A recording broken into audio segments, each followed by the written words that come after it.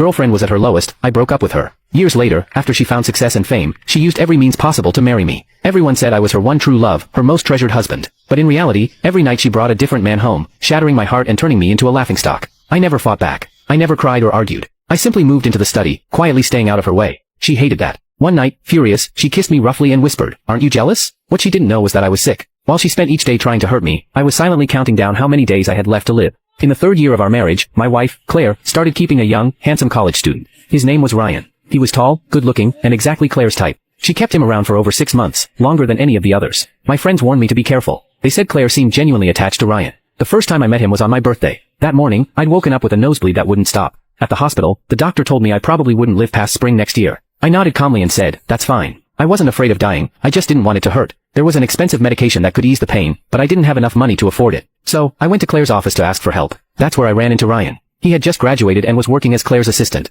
Claire was in a meeting, so I sat in the lobby to wait. Ryan kept glancing at me, then leaned over to whisper to his coworkers, "So, that's the husband? He looks awful, so skinny and sickly, like he's on his deathbed." He laughed and added, "People say I look like him, but I don't see it. I'm way better looking." I caught my reflection in the glossy glass wall. Messy hair, a puffy coat that made me look even frielier. He wasn't wrong. I wasn't much to look at, just a man waiting to die. A coworker nudged him and whispered, "Don't underestimate him. If he cleaned up, you wouldn't even compare. And don't forget, Claire loves him. If you piss him off, she'll destroy you." Ryan wasn't convinced. He rolled his eyes and smirked. He brought me a cup of tea and asked mockingly, "So, Mr. Baker, why is Claire making you wait so long?" "It's weird. Whenever I stop by, no matter how busy she is, she always makes time for me. She says I'm her priority." He smiled smugly, and for a moment, I saw a bit of my younger self in him. I thought about it. Claire did treat Ryan differently. She'd had countless lovers over the years, using them as pawns in her game to provoke me. Every night, she brought home someone new, testing my limits. But she never kept them around for long. A day or two, maybe a week. She always got bored quickly. Ryan, though, was different. She spoiled him. She took him out to dinner, shopping, and movies. They acted like an ordinary, happy couple. She gave him money, but she also gave him affection.